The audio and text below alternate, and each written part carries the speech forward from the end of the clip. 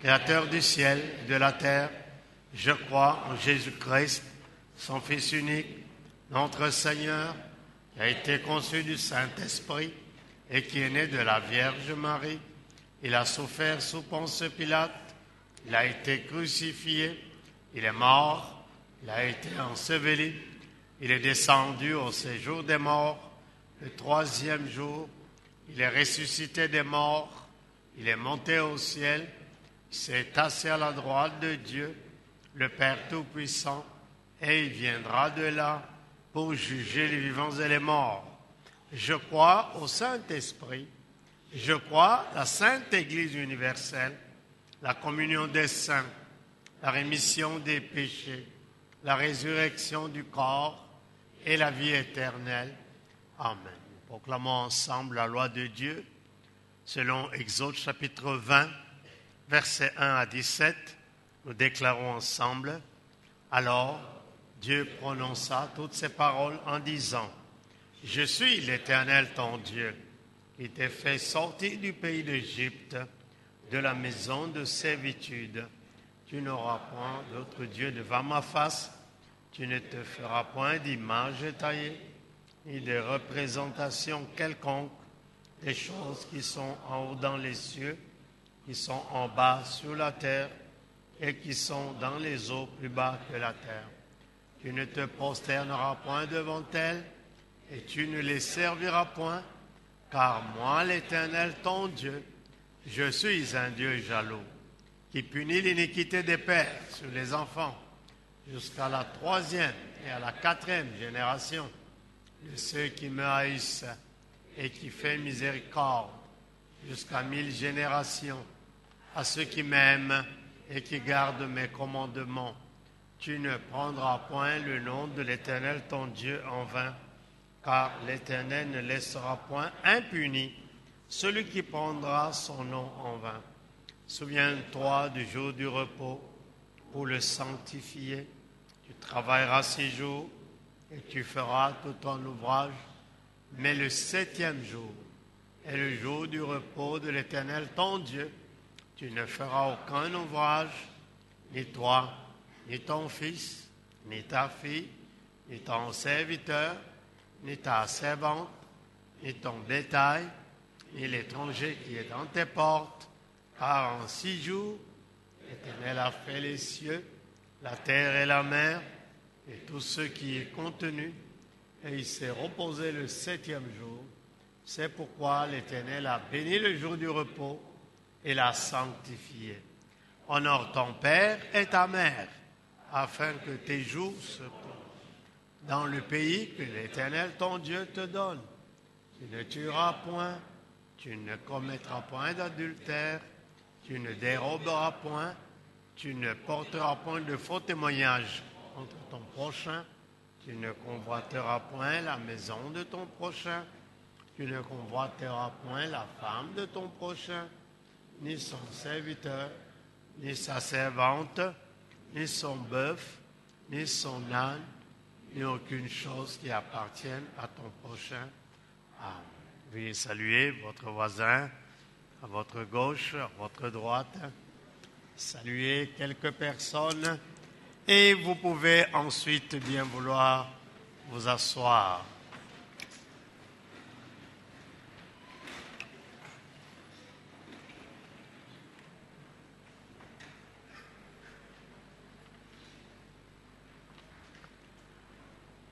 Bonjour à tous. Nous apprécions la présence de chacun de vous dans ce service et nous croyons que tous ceux qui sont appelés à voter sont allés voter et que Dieu vous bénisse. Amen. Notre texte est tiré de la première épître de Saint Paul aux Thessaloniciens, chapitre 5,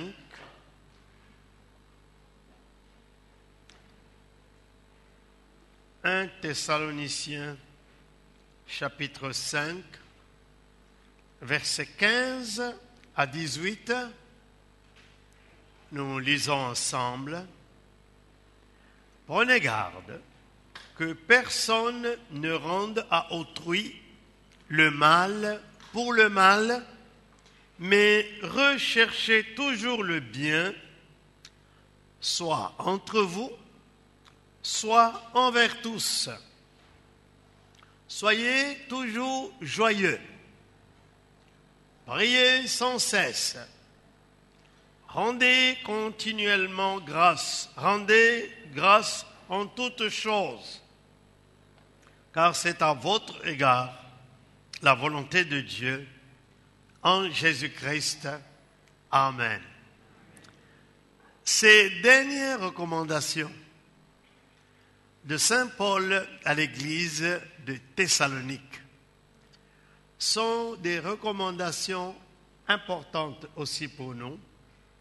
Et il est très important que nous puissions nous y appliquer de toute notre force.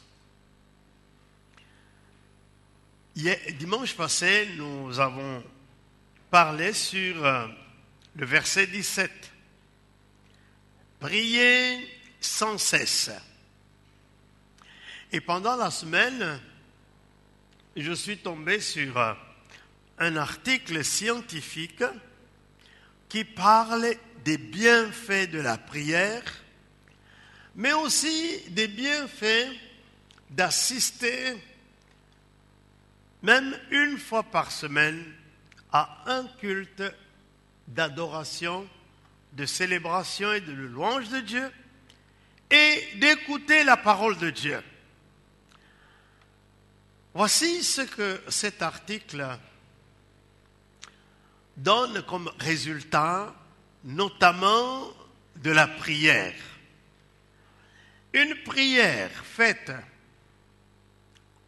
pendant un temps, 10 minutes, 15 minutes, 30 minutes, a pour but 3 fonctions physiologiques. Et dans cet article, on décrit le cerveau humain comme étant constitué de 3 parties. La partie centrale qui commence depuis le front jusque quelque part là. La deuxième partie qui va de là jusqu'en bas. Et la troisième partie, c'est autour de nos oreilles.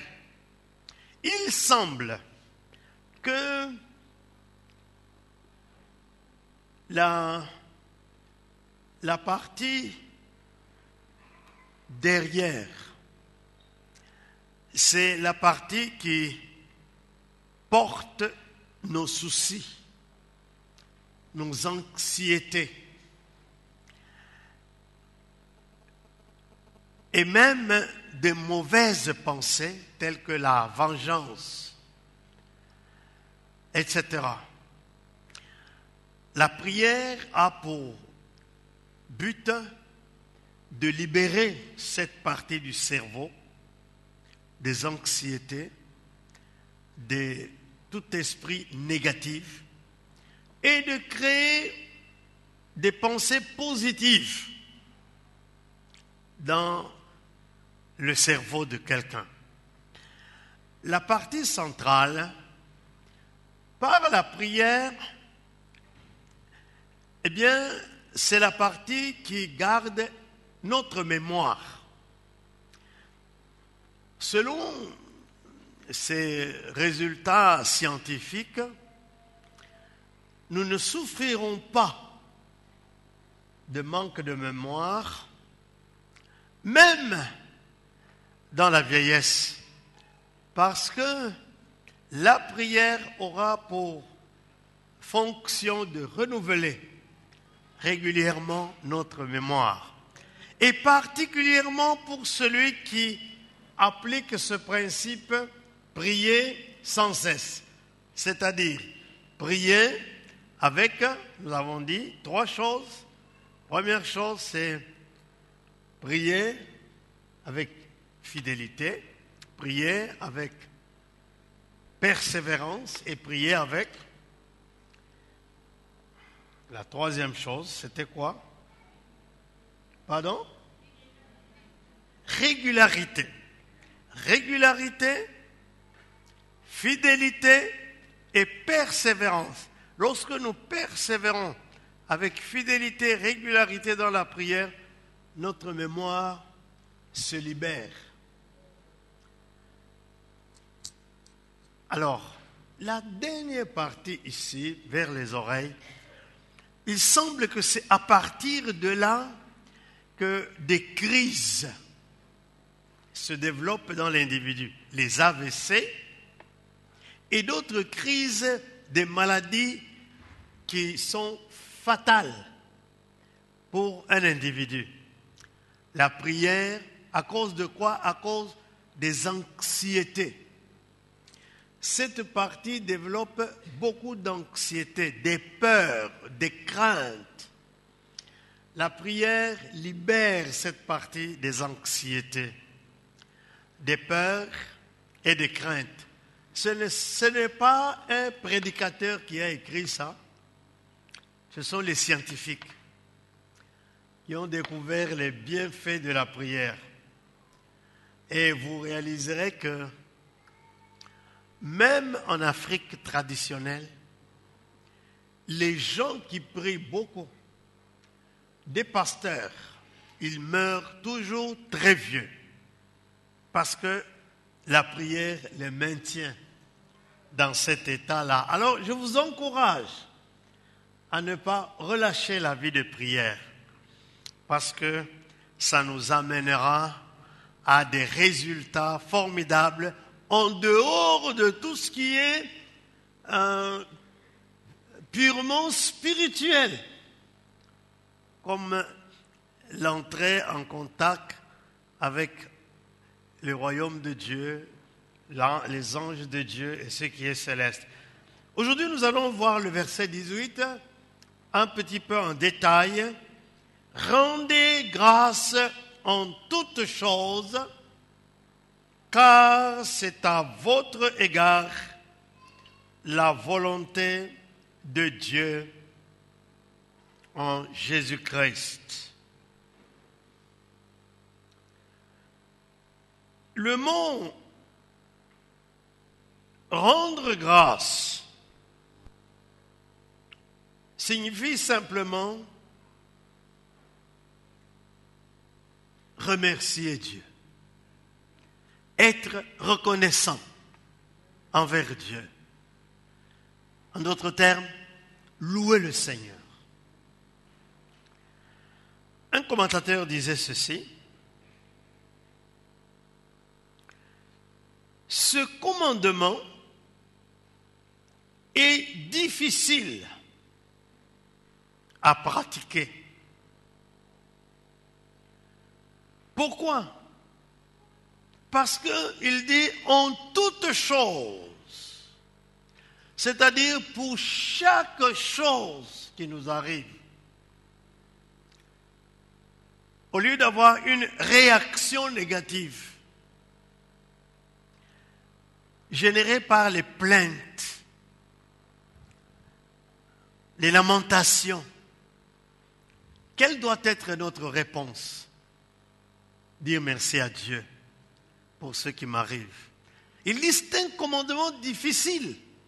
Pourquoi? Parce que c'est très facile de remercier le Seigneur pour certaines choses. Vous êtes étudiant, vous réussissez les examens. Oh, merci Seigneur. Vous avez votre diplôme. Oh, merci Seigneur. Vous avez cherché du travail, vous trouvez le travail. Oh, merci Seigneur. Vous avez besoin de vous marier, vous trouvez votre conjoint. Alors le jour du mariage, c'est le jour de la folie. Merci Seigneur.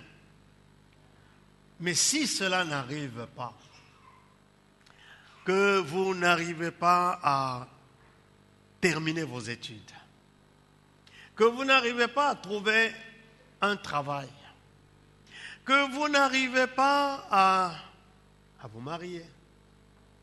Et quand vous vous mariez, il n'y a pas d'enfants qui viennent. Lorsqu'il y a une maladie qui se déclare dans la maison, peut-être parmi vos enfants. Ce n'est pas facile de rendre grâce à Dieu. Je sais de quoi je parle.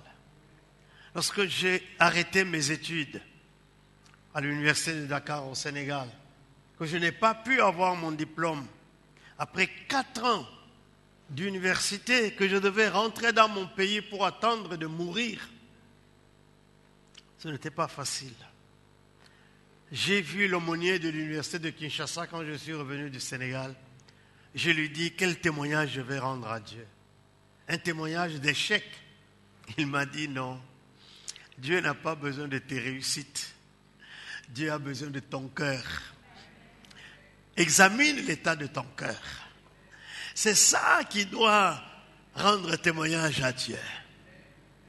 Parce que regarde, dans ce monde ici, il dit dans votre pays, c'était un Suisse. Combien de gens ont des diplômes universitaires? Alors, loue le Seigneur. J'étais à Bamako avec un pasteur. Je revenais du Burkina Faso, c'était en 1973. J'ai vécu 2 semaines chez lui. Avant de nous séparer, je dis, pasteur, prie pour moi. J'ai des angoisses. Dieu m'appelle au ministère. Mais qu'est-ce que je vais dire aux gens? Le pasteur m'a dit, tu sais frère, toi, tu as fait les humanités, tu es arrivé jusqu'à l'université. Et tu as même fait 4 ans à l'université. Il me dit, moi, je n'ai même pas terminé l'école primaire. Et pourtant, je sers le Seigneur. Loue le Seigneur. Tu as plus de bagages que moi. Alors je pensais qu'il allait m'aider. Il m'a dit non, non. Il m'a ramené vers ce texte. Rendez grâce à Dieu. Rendez grâce à Dieu en toutes choses. Ne choisissons pas ce qui est facile pour rendre grâce à Dieu. Et quand ça devient difficile, on se révolte. On devient des gens qui perdons la foi. Pourquoi les gens sont en train de courir derrière les prophètes à gauche, à droite? C'est parce que beaucoup n'arrivent pas à accepter ce qui leur arrive. Pour dire, Seigneur, je te bénis là où je suis. Je te bénis pour ce que tu as fait pour moi. Deuxième chose, non seulement c'est un commandement difficile, mais c'est aussi un commandement divin. Divin. Pourquoi? Le texte nous dit que c'est ça la volonté de Dieu pour vous. Ah, vous cherchez la volonté de Dieu. Or, combien de chrétiens sont en train de prier Dieu en disant, Seigneur, montre-moi ta volonté.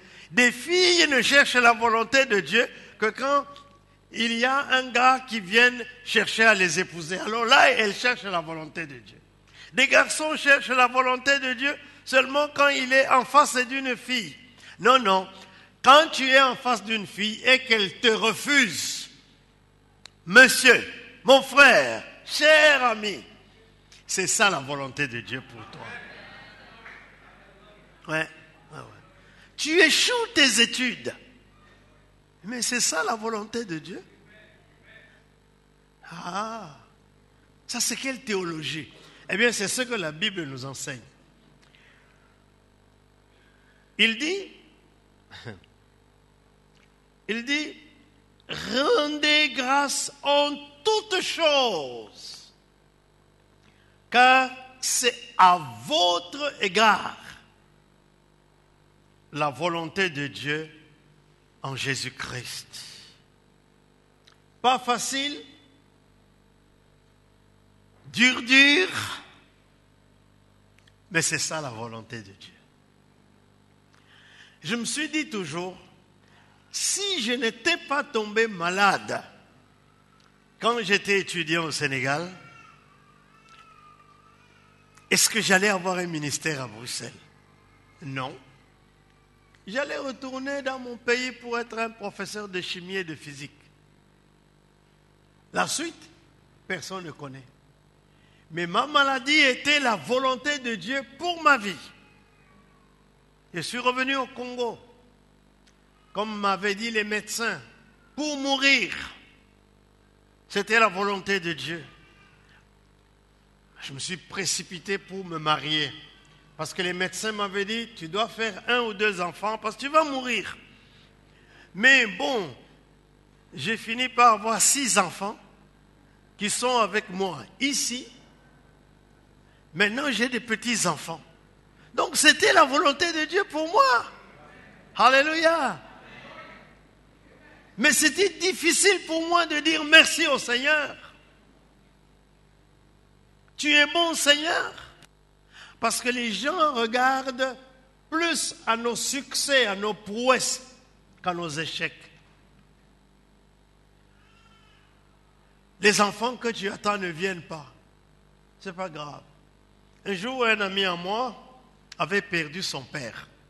Je lui ai lu ce verset. Il s'est fâché contre moi et contre Dieu. C'est quoi ça? Je dois remercier Dieu. Mais mon père, c'était tout pour moi. J'ai dit, moi, je ne suis pas content que tu perdes ton père. Mais comme chrétien, la Bible nous dit, rendez grâce en toutes choses. Pourquoi? Parce que c'est la volonté de Dieu. Une maladie qui te frappe subitement et brusquement, est-ce qu'il faut remercier le Seigneur? Oui. Pourquoi? Parce que tu ne sais pas ce que Dieu va faire. En fait, la reconnaissance au Seigneur développe en nous un esprit positif vis-à-vis de Dieu. Enlève les rancœurs, enlève les aigreurs, enlève toutes sortes de choses. Tu ne vas pas commencer à chercher les sorciers qui sont en train de te ruiner. Non, non, tu vas simplement dire, Seigneur, merci, merci, merci. Moi, je me dis, mon père est mort, j'avais 4 ans. Mais mon père était un de ces catholiques fervents.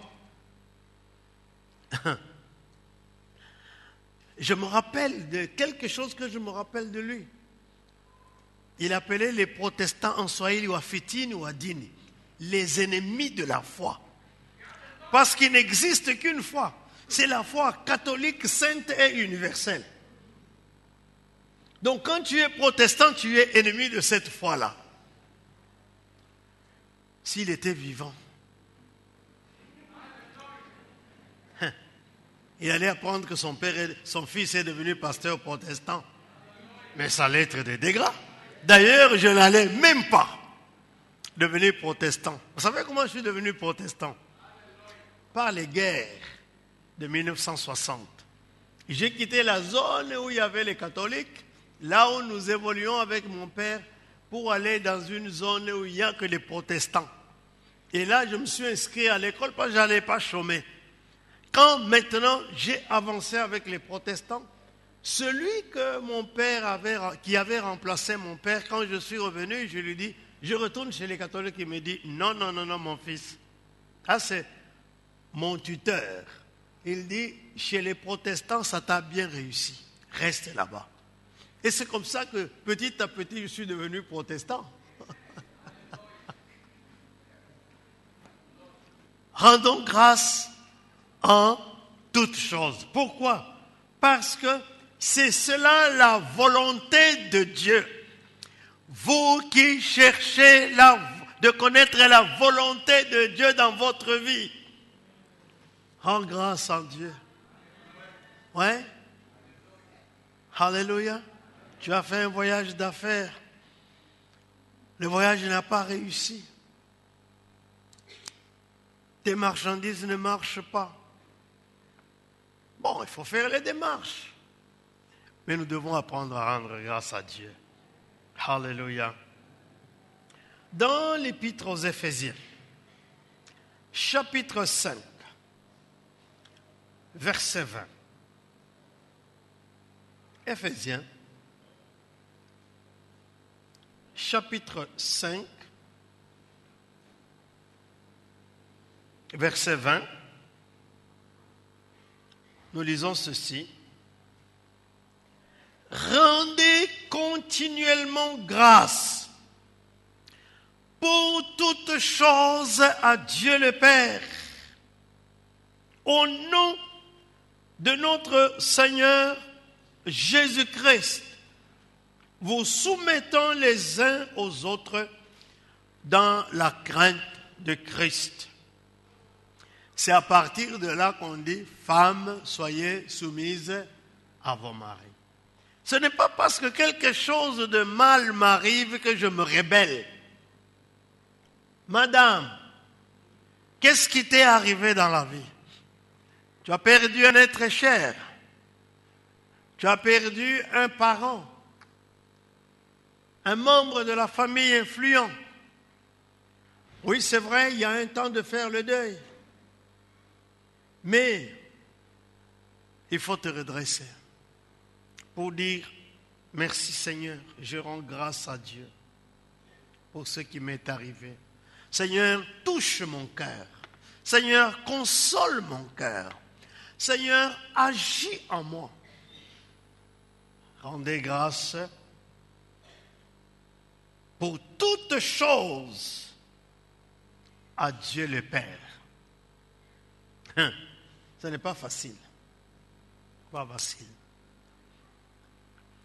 Quand vous allez commencer à apprendre, quand vous apprenez les choses que quelqu'un à qui tu as fait du bien dit de toi, la première réaction, c'est la colère.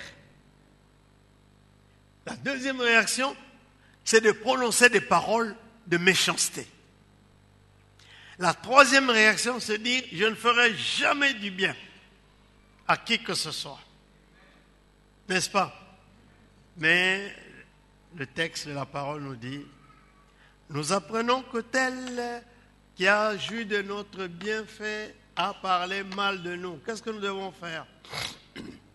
On rend grâce à Dieu en toutes choses.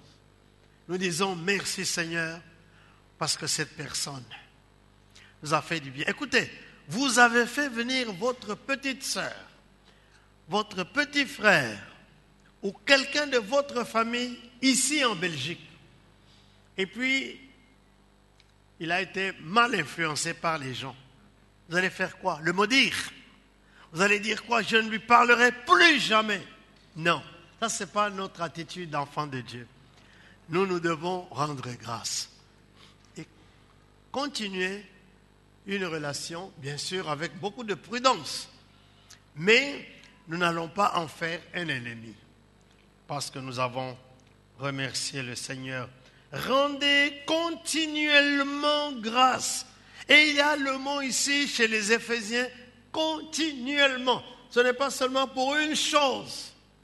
Ce n'est pas seulement en un moment déterminé de la vie, mais c'est continuellement, c'est tous les jours, c'est 24 heures sur 24, c'est 7 jours sur 7, c'est 364 jours sur 364, c'est chaque année, nous continuons à rendre grâce à Dieu.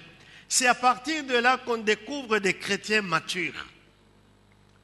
Et des enfants spirituels sont toujours en train de chercher à se venger, etc., etc. Philippiens chapitre 4, verset 6. Philippiens chapitre 4, verset 6.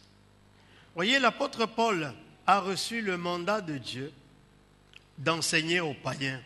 Alors, il leur enseigne des choses de ce genre élémentaire pour que nous soyons différents de ce que nous étions.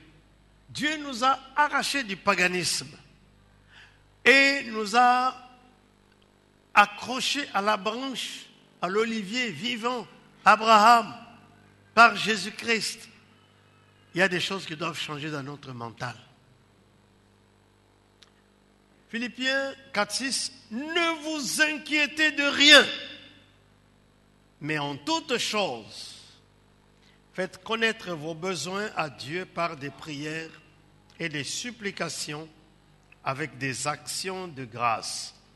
Et la paix de Dieu, qui surpasse toute intelligence, gardera vos cœurs et vos pensées en Jésus-Christ. Quand nos enfants ont commencé à grandir, il y en a qui aimaient beaucoup l'école, mais il y en a qui n'aimaient pas du tout. Alors c'était un souci pour nous. J'ai dit aux enfants, mais nous avons étudié dans des conditions compliquées en Afrique. Mais nous avons tenu bon et nous sommes sortis avec des diplômes. On leur disait avec leur maman, si Dieu nous avait donné la chance d'évoluer ici en Europe, mais on allait avoir des grands diplômes, on allait être bradés de diplômes, mais vous êtes ici. Non, certains fuyaient. Un de nos enfants a été exclu.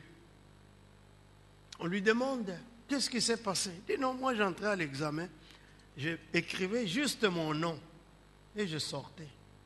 Bien sûr, c'est 0. Alors on lui dit, parce que tu as à manger. Mais oui, parce que nous, pour étudier, on a souffert. Quand nous sommes entrés à l'université, il n'y avait pas vraiment de quoi bien se réjouir. On a souffert. Une boîte de corned beef, ça faisait la fête chez les étudiants. Parce que c'était un faux assuré. Vous avez à manger, vous commencez à signer, etc. Et pendant que nous continuons avec nos soucis, le Seigneur m'a envoyé ce texte. Ne vous inquiétez de rien. En toute chose, faites connaître vos besoins à Dieu par des prières et des supplications.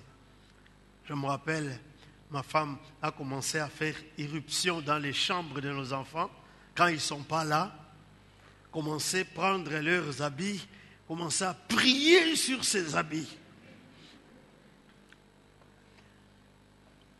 La prière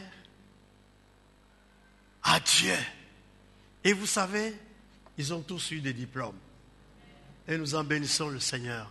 Ce n'est pas tous les enfants, mais quelques-uns. Si vous avez des garçons dans votre maison, vous savez de quoi je parle. N'est-ce pas? Mais c'est rien. Il faut prier. Quand ils ne sont pas dans la chambre, maman, entre dans la chambre. Cherche quelque chose qui lui appartient. Sa chemise, ou son pantalon, ou son costume, ou ses chaussures, et prie dessus. Prie dessus. Prie. Ne vous inquiétez de rien. Mais en toute chose, faites connaître vos besoins à Dieu par des prières et des supplications avec des actions de grâce. Comme résultat, c'est la paix de Dieu. C'est-à-dire que là, vous n'allez pas détester vos enfants. Vous n'allez pas les traiter de toutes sortes de noms d'oiseaux. Non. C'est vos enfants. C'est vos enfants. Dieu vous les a donnés. Donc, bénissez Dieu pour vos enfants. Même s'ils ne sont pas en train de faire ce que vous auriez souhaité qu'ils le fassent. Vous les bénissez. Vous priez pour eux, Dieu vous donne la paix. Et remerciez le Seigneur pour chacun de vos enfants. Il y a combien de personnes dans le monde qui cherchent à avoir juste un enfant et qui n'en ont pas? Et Dieu vous a donné combien? Et vous êtes mécontents? Non. Ce n'est pas le problème des enfants. C'est notre responsabilité. On ne va pas commencer à les battre, Non. Prions pour eux. Prions pour nos enfants. Remercions Dieu pour eux. Car c'est la volonté de Dieu en Jésus-Christ. Colossiens 3, 17.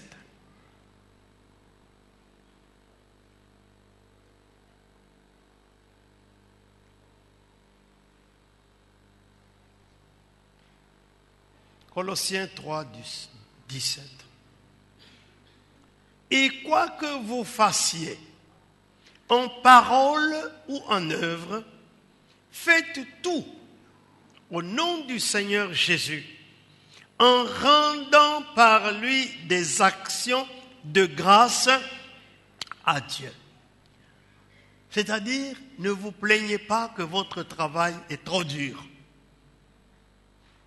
Ne vous plaignez pas de vos horaires au niveau de votre travail.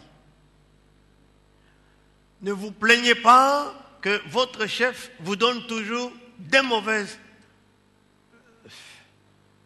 mauvaises tâches. Parce que vous faites tout cela au nom du Seigneur. Quoi que vous fassiez, en parole ou en œuvre, faites tout au nom du Seigneur et puis en rendant par le Seigneur Jésus des actions de grâce à Dieu. Est-ce que vous avez déjà remercié Dieu pour un travail qui devient difficile, compliqué? Beaucoup de femmes ont des problèmes de dos. Beaucoup d'autres ont des problèmes de genoux. D'autres, c'est même des problèmes de pieds. Je ne sais pas quelles sont les maladies professionnelles des hommes. Parce que pendant des années, les hommes ici ne travaillaient pas. C'est les femmes qui travaillaient, qui nourrissaient leurs enfants. Malgré cela, nous devons rendre grâce à Dieu à cause de ce travail-là. Bénir Dieu à cause de ce travail-là. Ce n'est pas facile, surtout quand vous faites le travail de pasteur et que vous entendez des critiques que les gens donnent gratuitement. Ils ont des conclusions, tu ne sais pas d'où ils ont tiré ces conclusions. Ils connaissent tout de vous, mais en fait, ils ne connaissent rien. Alors, quand vous apprenez cela, qu'est-ce qu'il faut dire si vous êtes pasteur? Vous plaindre? Non, rendre grâce à Dieu. Pour cela aussi. C'est ça notre lot. C'est ça notre fardeau. Dieu nous donne des gens, c'est comme Moïse. Moïse a eu Israël, c'est des gens compliqués. Mais à cause du peuple, Moïse n'est pas entré en Israël. Dieu lui a dit, tu n'entreras pas. Parce qu'à un moment donné, il a perdu patience. Mais Moïse, il est de l'ancienne alliance. Nous, nous sommes de la nouvelle alliance. Ne perdons pas le ciel à cause des autres. Ne rate pas le royaume de Dieu à cause des critiques des autres, à cause des mauvaises attitudes des autres, à cause de ce que les autres disent de vous et qui arrive à vos oreilles. Non, ne rate pas le royaume de Dieu. Si nous développons cette attitude de rendre grâce à Dieu dans la prière, eh bien, nous sommes sauvés. Nous n'allons pas faire des erreurs. Le livre de Psaume, au chapitre 34. Psaume 34.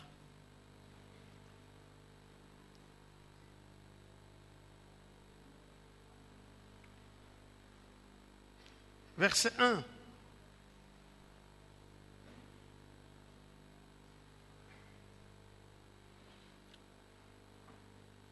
Psaume 34, 1, psaume de David, lorsqu'il contrefit l'insensé en présence d'Abimélec et qu'il s'en alla chassé par lui.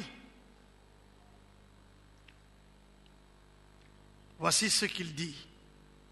Je bénirai l'Éternel en tout temps. Sa louange sera toujours dans ma bouche. Que mon âme se glorifie en l'Éternel. Que les malheureux écoutent et se réjouissent. Exaltez avec moi l'Éternel. Célébrons tous son nom. etc., etc. Je bénirai l'Éternel en tout temps. En fait, si vous vous mettez à la place de David, il était dans les champs, derrière les brebis de son père. Ce n'est pas son père qui l'a envoyé, ni son oncle, ni qui que ce soit. C'est Dieu qui a parlé à Samuel. J'ai quelqu'un, un homme selon mon cœur, qu'on aille le chercher. Samuel a dit au père de David, je ne fais pas le sacrifice tant que le petit qui est dans les champs ne soit ici. Je dois faire ça en sa présence. Dès qu'il est arrivé, Dieu lui a dit, c'est lui. Samuel est allé, il lui a fait l'onction pour le service et le ministère. Un homme qui était tranquille chez lui. C'est Dieu qui l'a appelé. Parfois, je dis à Dieu, moi je ne suis pas venu dans ce pays pour être pasteur. Je n'avais pas besoin d'un travail de pasteur. J'étais ailleurs où j'avais une belle vie. Mais tu es allé me chercher là-bas pour faire de moi un pasteur des Africains.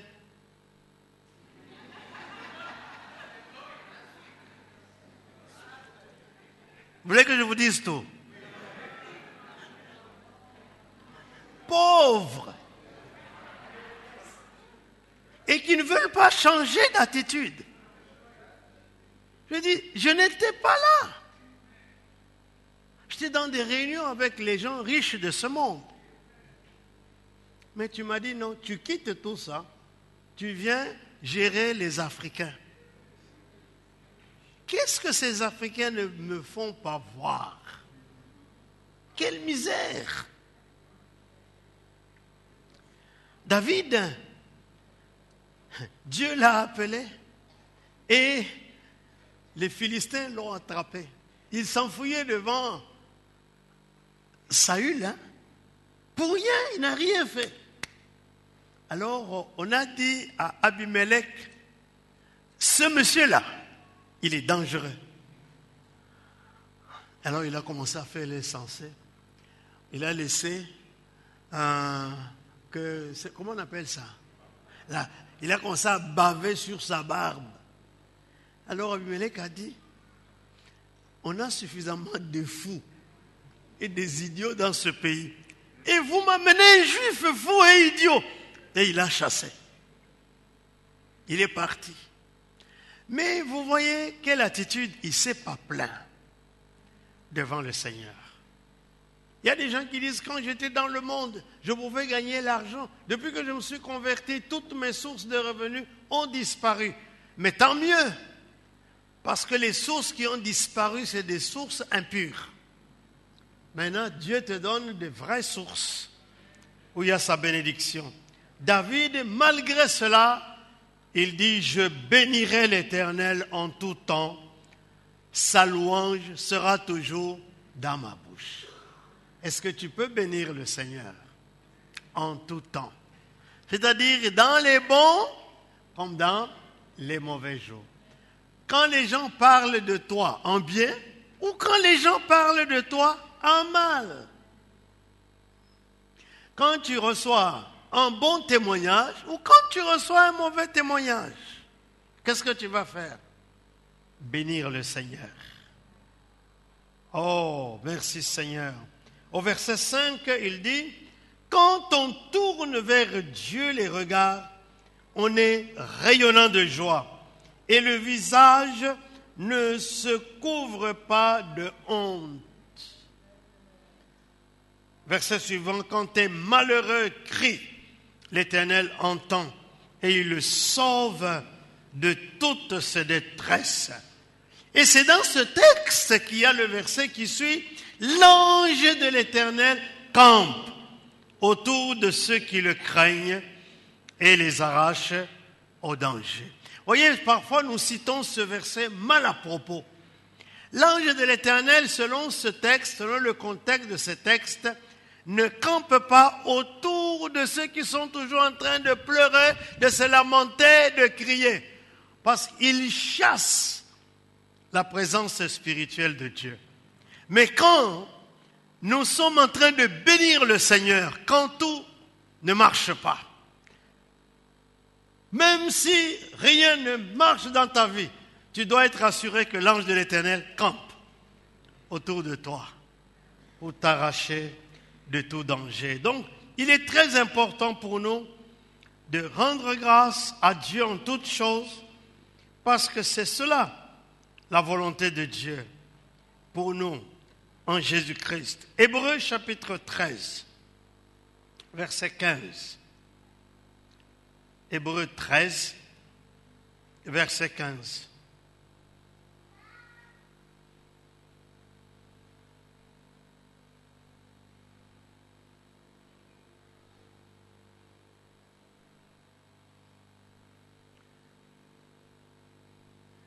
L'Épître aux Hébreux nous dit ceci.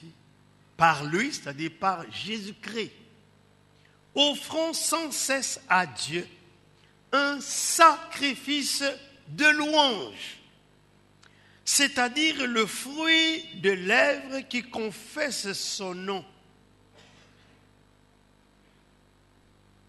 Par lui, offrons sans cesse à Dieu un sacrifice de louange. Quelqu'un a expliqué ce sacrifice de louange comme quand rien ne marche, quand c'est très difficile pour nous de louer, mais nous acceptons que ce soit un sacrifice, que je consens de louer le Seigneur au milieu des choses qui ne marchent pas. Je vous ai raconté l'histoire que j'avais lue dans un des livres de Yonggi Cho. Il avait dans son église un monsieur qui avait fait la faillite dans ses affaires. Et puis quand il est venu à l'église, par les messages, les enseignements, il a décidé de se relancer. Et il s'est relancé comme marchand du sel. NaCl. Et un jour il a plu. Et vous savez, le sel n'est pas vraiment très ami avec l'eau. Le sel est entré l'eau est entrée dans son entrepôt, a dissous des tonnes et des tonnes de sel de ce monsieur. Alors le pasteur Cho dit, comme première réaction, j'ai foncé à l'entrepôt de ce monsieur, je dis, il ne faut pas qu'il se donne la mort.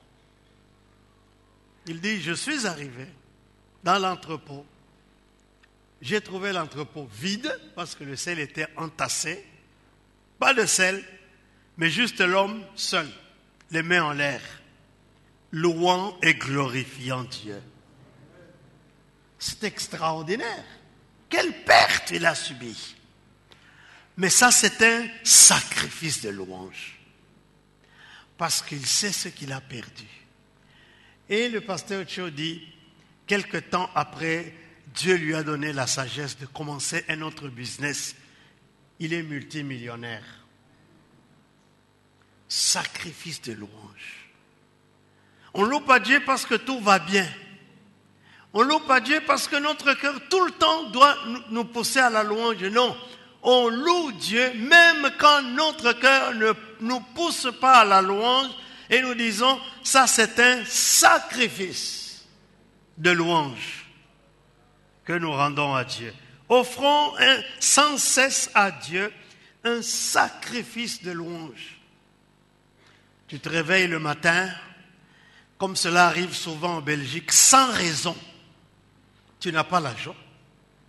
On se pose la question, mais qu'est-ce qui m'attriste? Hier, quand j'allais au lit, je n'avais pas un problème. Comment se peut-il que ce matin, eh bien, que tu aies la joie au réveil ou que tu sois triste, loue le Seigneur. C'est un sacrifice de louange. Que tu aies à manger ou que tu n'en aies pas, loue le Seigneur. Alléluia. Un sacrifice de louange. Alors,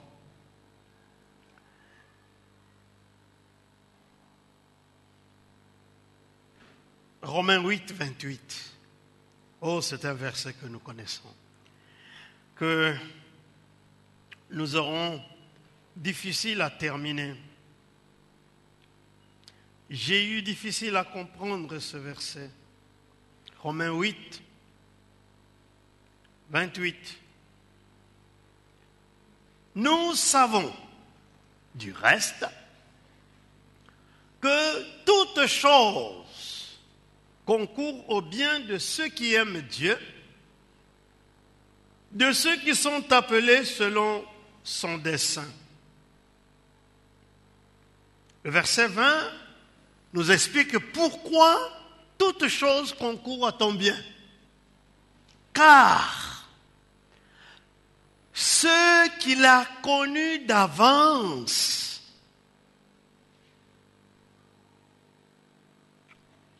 il les a aussi prédestinés à être semblables à l'image de son Fils. Quelle est ta destinée? Malgré tout ce que tu vis là,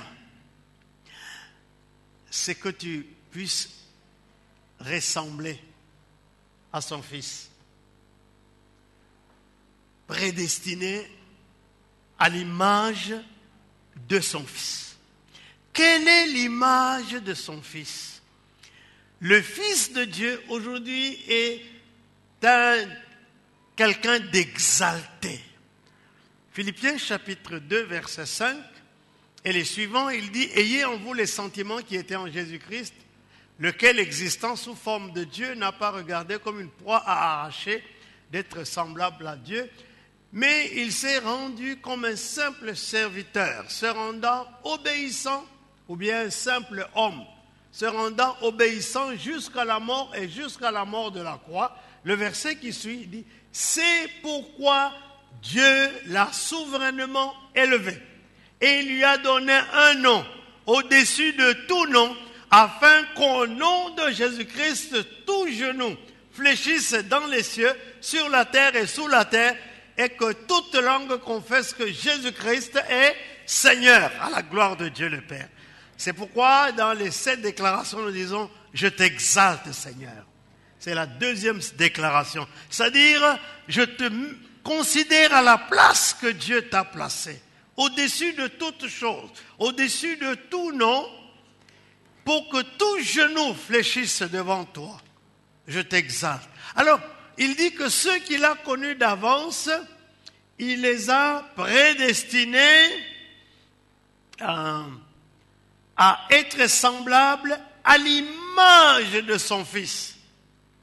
Non, tu ne vas pas passer à la croix. Ce que Dieu va faire, c'est qu'il va t'exalter aussi.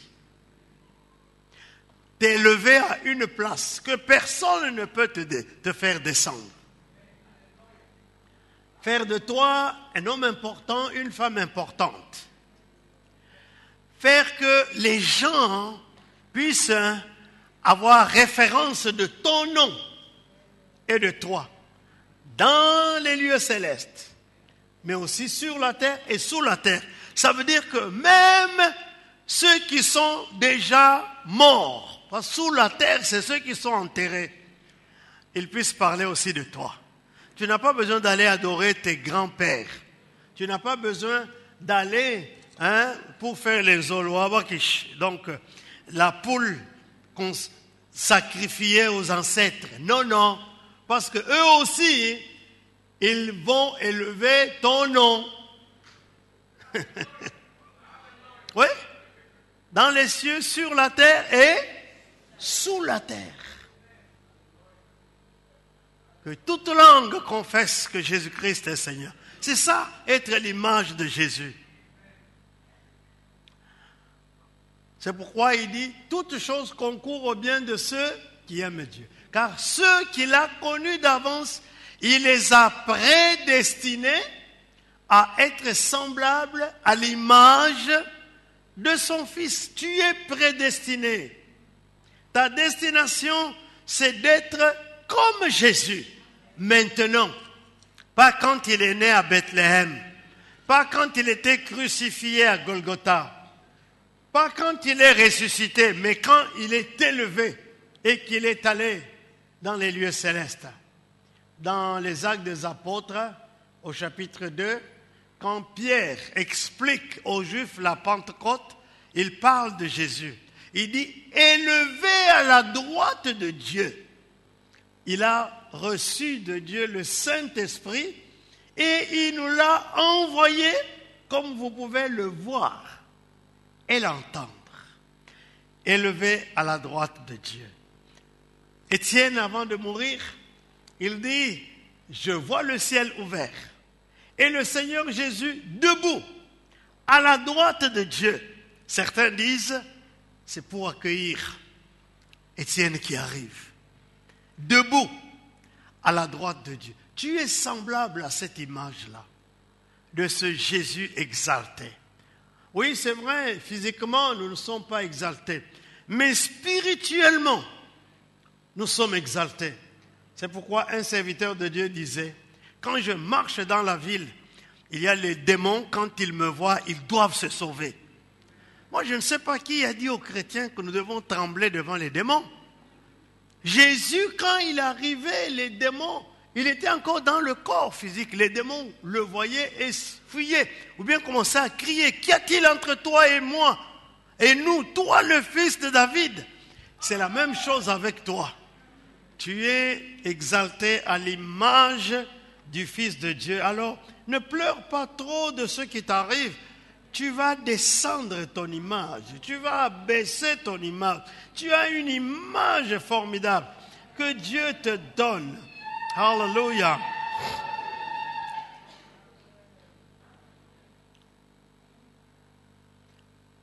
Ouais. Verset 30. Ceux qu'il a prédestinés, il les a aussi appelés. Est-ce que tu sais que tu as un appel? Oui. Tu as un appel. Oui, nous avons banalisé les choses. Quelqu'un dit qu'il a l'appel seulement quand il veut être pasteur. Ou maintenant, ce n'est plus pasteur, c'est des apôtres. Non, tu n'as pas besoin de porter un titre. L'appel, tu l'as en toi. Tu es un serviteur de Dieu. Dieu a besoin de toi. Dieu veut que tu sois sa lumière. Jésus dit, vous êtes le sel de la terre. Vous êtes la lumière du monde. Il dit, ceux qu'il a prédestinés, il les a aussi appelés. Tu as un appel. Dis à ton frère à côté, à ta sœur, est-ce que tu sais que tu as un appel? Est-ce que tu sais que j'ai un appel?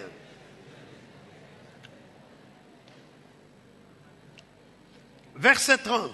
Et ceux qu'il a appelés, qu'est-ce qu'il a fait? Il les a aussi justifiés. Il les a justifiés. Les gens peuvent t'accuser, te condamner, c'est peine perdue. Tu es une personne, à cause de ton appel, Dieu t'a déjà justifié. Vous irez à quel tribunal avec Dieu? Il t'a déjà justifié. Ceux qu'il a appelés, il les a aussi justifiés. C'est là qu'il s'appelle Adonai Tzidkenu, le Seigneur, notre justice. Alors, il dit, ceux qu'il a justifiés, il les a aussi glorifiés. Il leur a donné la gloire. Maintenant, c'est très difficile pour un homme ordinaire, pour une femme ordinaire, de voir la gloire. Mais ça va venir si tu te soumets à la parole de Dieu quand les choses mauvaises arrivent à ta vie. Il dit, toutes choses concourent au bien de ceux qui aiment Dieu. Car ceux qu'il a connus d'avance, il les a aussi prédestinés à être l'image de son Fils. Et puis il dit, ceux qu'il a prédestinés, il les a aussi appelés. Et ceux qu'il a appelés, il les a aussi justifiés. Et ceux qu'il a justifiés, il les a aussi glorifiés. Est-ce que tu sais que tu es porteur d'une gloire? Tu peux ne pas le voir, ce n'est pas important. Tu peux ne pas, ce n'est pas important. Combien savent que dans cette salle, il y a beaucoup de bruit? Il y a même des images qui circulent ici. Vous savez ça? amène un appareil adéquat, amène une télévision. Moi, je capte la voix de l'Amérique, l'autre capte telle chaîne de télévision, etc., etc. Vous allez voir qu'il y a du bruit. Et puis des images. Hein? Comment vous savez que dans cette maison, il y a l'électricité? Quand on allume, alors ça éclaire. Si on n'allume pas, vous ne savez pas. Tu as la gloire.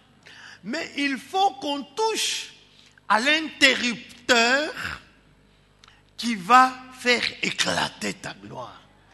Tant qu'on ne touche pas à cet interrupteur-là, tu as la gloire, mais tu ignores la gloire que Dieu t'a donnée. C'est pour cette raison, ceux qui connaissent ces choses ne se chamaillent pas pour être à telle fonction, non. Et puis, ils ne font pas d'efforts pour imiter X, Y, Z. Je disais, un temps, quand j'ai commencé à prêcher, je prêchais comme un Américain. Je criais, je saute. Puis un jour, Dieu m'a dit, non, tu n'es pas Américain. Tu es un pauvre Congolais que j'ai pris du village. Depuis que tu es né, tu manges le foufou 3 fois par jour. Alors, ces gens-là, ils ont des steaks et ils ont... Alors, prêche comme un Congolais. J'ai dû tout changer. Je suis arrivé au Congo, les gens m'ont dit, non, il a perdu l'onction. J'ai dit non. Ce n'est pas le volume de la voix qui donne l'onction. L'onction, c'est dans ce que je vous dis là. Je n'ai pas besoin de copier ni un Américain, ni un Chinois. Vous savez, un temps, j'ai amené 4 fois une équipe d'environ 50 personnes en Corée pour aller à la montagne de prière, prier pour voir comment l'église Yoido Full Gospel Church de Séoul fonctionne avec le pasteur Yonggi Cho. Et puis un jour, Dieu m'a dit, non, non, non, toi tu as les Africains. Les Africains ont d'autres mentalités. Ce sont les ex-colonisés. Vous savez qu'en Afrique, les Africains sont en adoration aux Blancs. Parce que les Noirs, depuis qu'ils ont eu l'indépendance, ils ne font rien. Vous savez ça? Oui, oui, oui. Ce n'est pas seulement au Congo, dans toute l'Afrique noire. Un Africain complexé. Il dit, c'est ça ta population. C'est des gens complexés. Comment tu marches dans cette ville? Comment tu vis dans cette ville? Quelle est ton attitude intérieure, vraiment, honnêtement, quand tu es devant le miroir? Quand tu es au milieu des Blancs, tu fais quoi? Le Seigneur m'a dit, c'est la mentalité de l'esclave. Il faut qu'il soit libéré de cette mentalité de l'esclave. C'est pourquoi j'avais donné une série de messages. Débarrasse-toi de la mentalité de l'esclave. J'ai arrêté d'aller en Corée parce que je ne prêche pas. Les Coréens sont très disciplinés. Videz cette salle, hein? Moins de 5 minutes, ils sont dehors. Mais les Africains, il faut voir comment ils marchent. J'amène les 50 personnes en Corée pour sortir de l'église. Ils ont le deuxième service. J'étais derrière en train de les bousculer. Mais sortez, pourquoi vous marchez comme ça? Il ne faut pas les amener au marché. Quand vous les amenez au marché, il y en a même qui veulent dormir là-bas, manger là-bas. C'est une toute autre mentalité. Bon. Ceux qu'il a justifiés, il les a aussi glorifiés. Nous lisons le reste. Que dirons-nous donc à l'égard de ces choses? Si Dieu est pour nous, qui sera contre nous? Dieu est pour toi. Pourquoi? Parce qu'il y a un trésor qu'il a caché pour toi. Alors, c'est pourquoi, pour tout ce qui t'arrive, développe la spontanéité dans les actions de grâce. Remercie le Seigneur. Bénis le Seigneur. Loue le Seigneur. Pourquoi? Parce que tout marche? Non. Non, non. Parce que Dieu fait concourir toutes choses pour mon bien. C'est ça sa volonté. Je suis en formation. Je suis en train d'être façonné par Dieu. Pourquoi? Eh bien, parce que, 1, il m'a appelé. 2, il m'a justifié. 3, il m'a glorifié. Donc, je suis porteur de la gloire de Dieu. Ce n'est pas parce que tu as un problème d'argent aujourd'hui que la gloire de Dieu n'existe plus. En toi, tu as la gloire de Dieu. Et vous savez, parfois je pense, je dis même quand j'étais étudiant là, marchant à pied,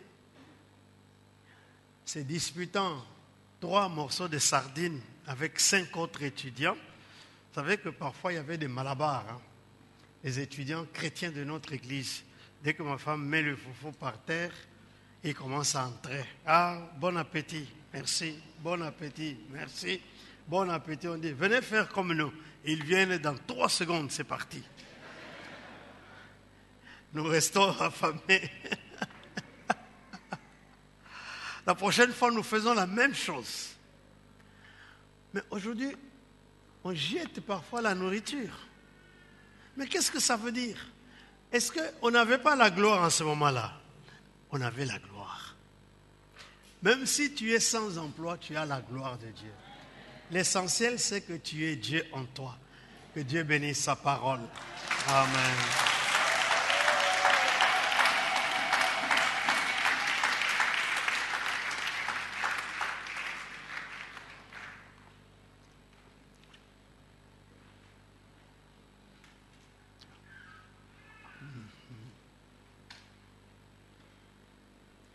J'aimerais qu'on chante ce petit cœur. Je bénirai l'Éternel de tout mon cœur. Je ferai de lui le sujet de ma joie.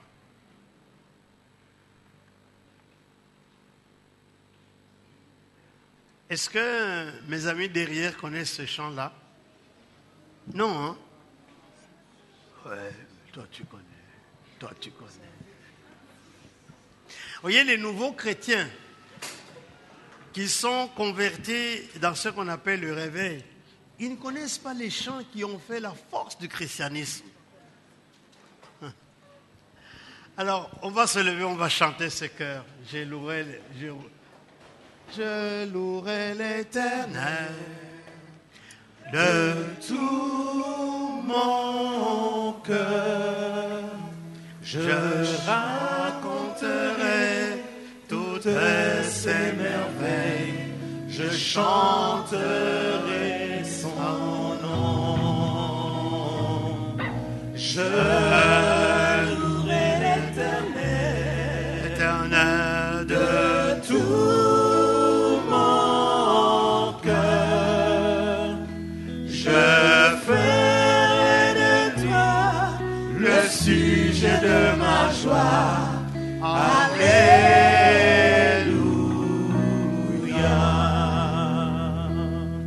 Je louerai l'Éternel de tout mon cœur. Je raconterai toutes ses merveilles. Je chanterai son nom. Je louerai l'Éternel de tout mon cœur. Je ferai de toi le sujet de ma joie. Alléluia. Encore une fois, je louerai l'Éternel. Je louerai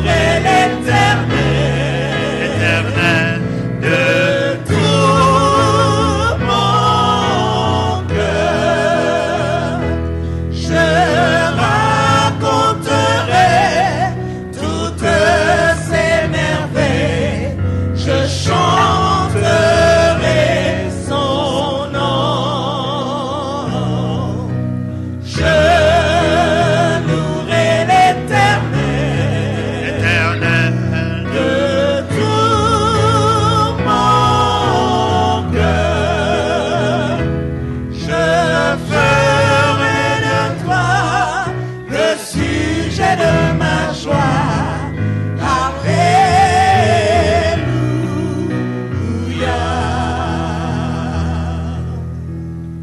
Je ferai de toi Le sujet de ma joie.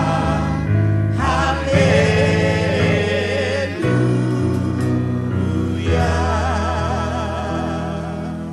Nous te bénissons, Seigneur,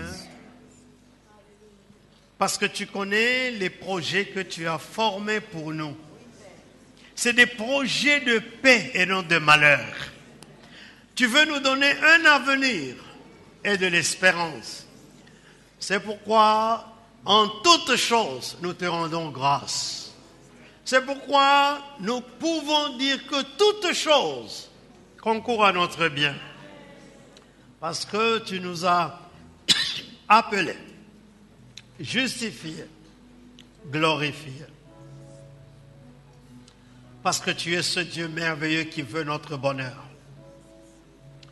Te bénissons au nom de Jésus.